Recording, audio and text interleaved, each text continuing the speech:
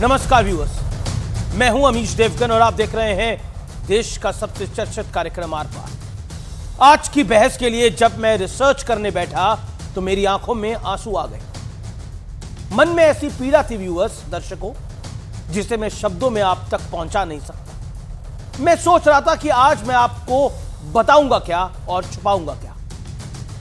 31 साल की एक ट्रेनी महिला डॉक्टर, जिसकी आंखों में सपना था समाज के लिए कुछ करने का, वो इसी समाज में बैठे दरिंदे का शिकार हो गई, या फिर कहे दरिंदों का शिकार हो गई। दरिंदगी ऐसी थी कि रेप और हत्या के बाद जब उस होनहार डॉक्टर की डेड बॉडी मिली तो आंखों और मुंह से खून निकल रहा था। शरीर पर एक कपड़ा नहीं था, दोनों पैर 90 डिग्री के एंगल पर मुड़े हुए थे, शरीर पर जख्मों के कई निशान थे। और यह सब उस राज्य में हुआ जहां की मुख्यमंत्री खुद एक महिला है, यानी ममता बनर्जी। ममता बनर्जी के दफ्तर से मात्र 11 किलोमीटर दूरी पर एक अस्पताल के भीतर दिल दहला देने वाली घटना हुई है। लेकिन ममता बनर्जी की स्मार्ट पुलिस ने पहले तो इसे आत्महत्या करार दे दिया और बाद में पुलिस ने ऐसे आरोप लगे कि कोलकाता हाईकोर्ट ने यह पूरी जांच ही सीबीआई को सौंप दी। लेकिन मामला सिर्फ एक घटना का नहीं है। अयोध्या से कन्नौज तक नाबालिग बच्चियों के रेप में जब समाजवादी पार्टी के नेताओं का नाम आया तो कोई डीएनए जांच की मांग करने लगा। अखिलेश यादव ने करी तो किसी ने कहा कि नार्को टेस्ट करवाइए जी।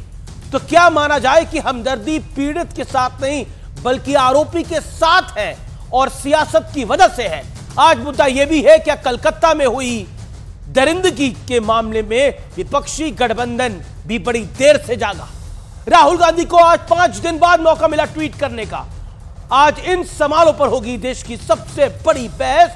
बेटियों से दरिंदगी, सियासत का कवर फायर जो बेहद शर्मनाक है। और आज मैं एक उस नेता को एक्सपोज करूंगा जो रेप जैसी घिनौनी वारदात को भी पॉलिटिकल कवर फायर दे रहे हैं।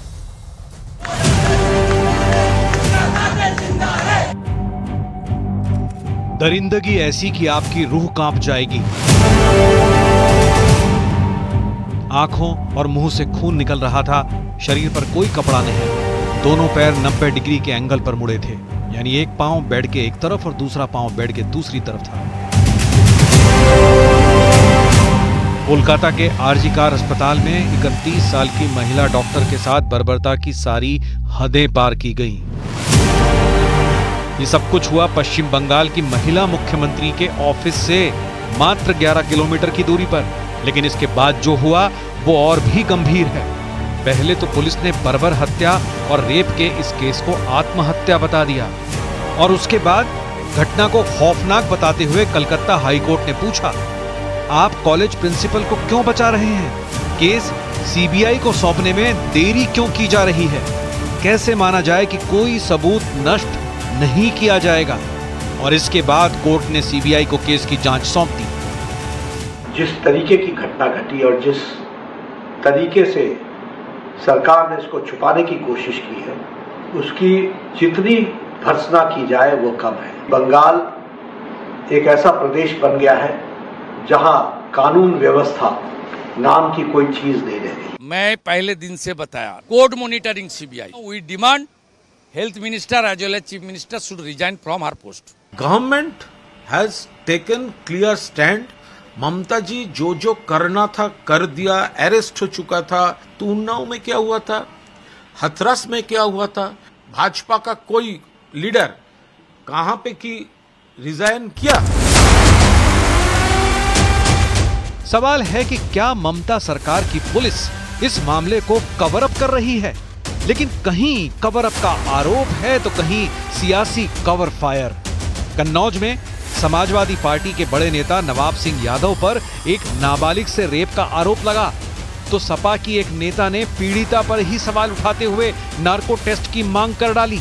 इससे पहले अयोध्या में नाबालिग से रेप के मामले में गिरफ्तार सपा नेता मोईद खान को लेकर खुद अखिलेश यादव ने डीएनए टेस्ट की मांग उठाई थी। समाजवादी पार्टी का डीएनए ही गुंडाई, अराजकता, बहु बेटी की इज्जत आबरू को खतरे में डालने वाले लोगों को प्रमोट करने का।